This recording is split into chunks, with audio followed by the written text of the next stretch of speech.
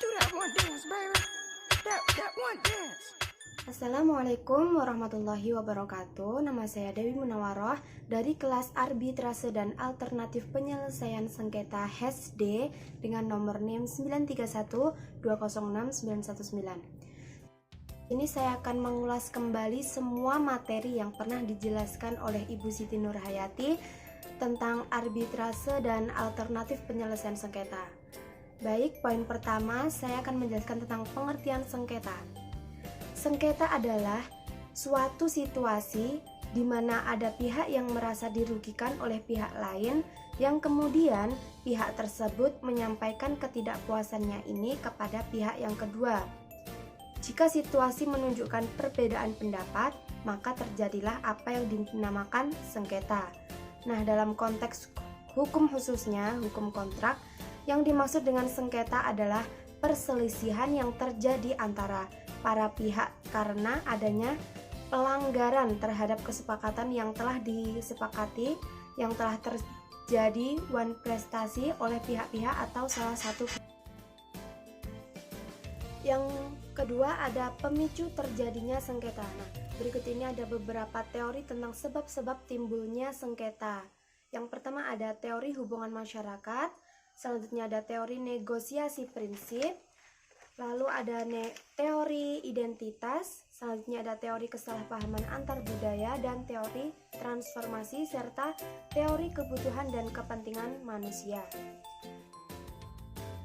Poin selanjutnya menjelaskan tentang teknik penyelesaian sengketa baik melalui ligitasi maupun non-ligitasi. Nah, yang pertama, penyelesaian sengketa melalui ligitasi. Ligitasi merupakan proses penyelesaian sengketa di pengadilan di mana semua pihak yang bersengketa saling berhadapan satu sama lain untuk mempertahankan hak-haknya di muka pengadilan. Nah, hasil akhir suatu penyelesaian sengketa melalui ligitasi ini adalah putusan yang menyatakan win-loss solution. Prosedur dalam jalur ligitasi ini sifatnya lebih formal dan teknis menghasilkan kesepakatan yang bersifat menang kalah. Yang kedua ada penyelesaian sengketa melalui non-ligitasi. Dalam penyelesaian sengketa melalui non-ligitasi ini, kita telah mengenal adanya penyelesaian sengketa alternatif atau alternative dispute resolution yang dalam perspektif UU nomor 3 tahun 99 tentang arbitrase dan alternatif penyelesaian sengketa, alternative dispute resolution adalah suatu peranata penyelesaian sengketa di luar pengadilan berdasarkan kesepakatan para pihak dengan mengesampingkan penyelesaian sengketa secara legalitas di pengadilan. Akhir dari pembahasan mengenai alternatif dalam penyelesaian sengketa semakin ramai diutamakan, bahkan perlu dikembangkan untuk mengatasi kemacetan dan penumpukan perkasa di pengadilan maupun di Mahkamah Agung. Yang selanjutnya adalah tentang kelebihan dan kelemahan penyelesaian sengketa secara arbitrase. Nah, yang kelebihannya meliputi pemeriksaan dilakukan secara tertutup, kemudian para pihak dapat menentukan hukum acara arbitrase yang digunakan dalam pemeriksaan sengketa dengan bebas sepanjang tidak bertentangan dengan peraturan perundang-undangan. Kemudian waktu penyelesaian sengketa itu relatif cepat. Sedang kelemahannya, biaya itu lebih mahal, keputusan bersifat final dan mengikat, lembaga arbitrase tidak memiliki kekuatan eksekutorial dan masalah pada subjeknya. Tentang sejarah arbitrase. Pada awalnya, arbitrase hanya dikenal dalam lingkup domestik saja dan selanjutnya berkembang dalam menyelesaikan sengketa-sengketa perdata yang dapat diselesaikan melalui arbitrase hanya dalam batasan sengketa dalam keluarga, hubungan industrial, atau sengketa antara dua perusahaan dagang.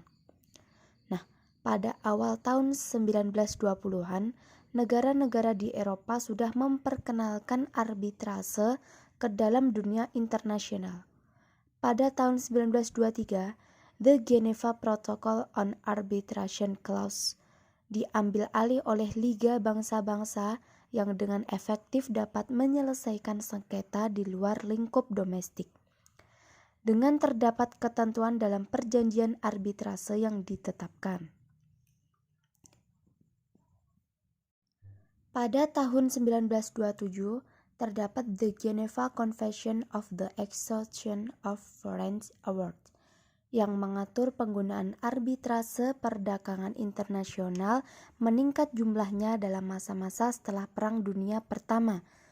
Keadaan ini mendorong International Chamber of Commerce atau yang selanjutnya disebut dengan ICC yang berpusat di Paris untuk mengadakan suatu konvensi internasional yang bertujuan meniadakan salah satu rintangan terbesar bagi perkembangan arbitrase, yaitu kesulitan dalam pelaksanaan putusan-putusannya, khususnya yang melintasi batas negara. Inisiatif ICC tersebut kemudian diambil alih oleh Liga Bangsa-Bangsa. Upaya yang dilakukan Badan Dunia yang disebut terakhir ini menghasilkan cikal bakal The Geneva Convention on the Exhaustion of Foreign Awards dari tahun 1927. Kemudian tahun 1958 lahir Konvensi New York 1958 yang merupakan gabungan dan revisi dari The Geneva Protocol on Arbitration Clause dan The Geneva Convention of the Exhaustion of Foreign Awards. Konvensi New York 1958 ini dibentuk untuk mengatur tentang pengakuan dan pelaksanaan putusan arbitrase asing yang diputuskan oleh Badan Arbitrase Internasional yang berada di luar anggota konvensi tersebut. Materi selanjutnya adalah tentang mediasi. Pengertian mediasi yakni sebagai proses pengikutsertaan pihak ketiga dalam penyelesaian suatu perselisihan sebagai penasihat. Nah, orang yang melakukan mediasi disebut dengan mediator. Mediator dituntut mampu menjaga kepentingan para pihak yang bersengketa secara adil sehingga menumbuhkan kepercayaan diri dari para pihak yang bersengketa. Selanjutnya ada persamaan dan perbedaan mediasi dengan arbitrase. Nah, persamaannya keduanya, yakni mediasi dan arbitrase, sama-sama merupakan alternatif penyelesaian sengketa, yaitu sebuah cara penyelesaian masalah di luar persidangan. Keduanya sama-sama menunjuk dan menggunakan pihak ketiga sebagai pihak netral yang menengahi, dan keduanya pula bertujuan untuk mempersingkat proses penyelesaian masalah atau sengketa. Sedangkan perbedaannya, pada mediasi, pihak ketiga adalah mediator yang bertugas sebagai penengah, memfasilitasi proses negosiasi, dan sebatas memberi masukan. Sedangkan pada arbitrase, pihak ketiga adalah arbitrer yang dapat memberikan putusan atas permasalahannya. Kemudian, cara kerja arbitrase bisa dengan sukarela dengan paksaan, sedangkan mediasi dilakukan dengan sukarela. Kemudian, pada mediasi, saran mediator bersifat tidak mengikat, sehingga para pihak yang menentukan. Sedangkan pada arbitrase bersifat mengikat karena arbitrer yang membuat putusan dan mempunyai kekuatan eksekutorial. Materi yang selanjutnya adalah tentang BANI dan Basarnas. Badan Arbitrase Nasional Indonesia atau biasa disebut dengan BANI memberi standar klausul arbitrase sebagai berikut. Semua sengketa yang timbul dari perjanjian ini akan diselesaikan dan diputus oleh Badan Arbitrase Nasional Indonesia menurut peraturan-peraturan prosedur arbitrase BANI yang keputusannya mengikat kedua belah pihak yang bersengketa sebagai keputusan dalam tingkat pertama dan terakhir. Pelaksanaan putusan arbitrase nasional diatur dalam pasal 59 sampai pasal 64 Undang-Undang Nomor 30 Tahun 1999. Pada dasarnya, para pihak harus melaksanakan putusan secara sukarela agar putusan arbitrase dapat dipaksakan pelaksanaannya. Putusan tersebut harus diserahkan dan didaftarkan pada Kepanitraan Pengadilan Negeri. Kemudian ada Badan Arbitrase Syariah Nasional atau biasa disebut dengan Basarnas. Sebagai salah satu lembaga yang menawarkan jasa dan arbitrase untuk sektor bisnis berbasis syariah yang bertujuan menyelesaikan perselisihan atau sengketa keperdataan dengan prinsip mengutamakan perdamaian atau Islam. Sejarah mencatat bahwa ide untuk melahirkan Badan Arbitrase Syariah Nasional muncul pada waktu Rakernas Majelis Ulama Indonesia tahun 1992. Badan Arbitrase Syariah Nasional ini sangat diharapkan menjadi kebutuhan real sejalan dengan perkembangan kehidupan ekonomi dan keuangan di kalangan umat Islam.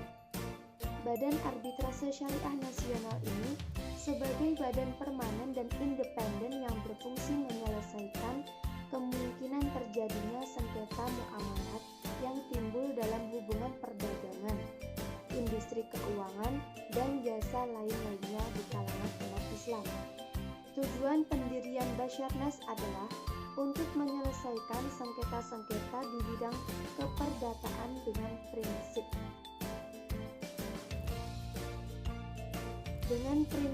mengutamakan usaha-usaha perdamaian dan mediasi. Kehadiran lembaga arbitrase syariah ini juga mempertegas eksistensi dan keberlakuan hukum Islam di Indonesia. Demikian pembahasan yang dapat saya sampaikan. Kurang lebihnya mohon maaf dan semoga bermanfaat. Wassalamualaikum warahmatullahi wabarakatuh.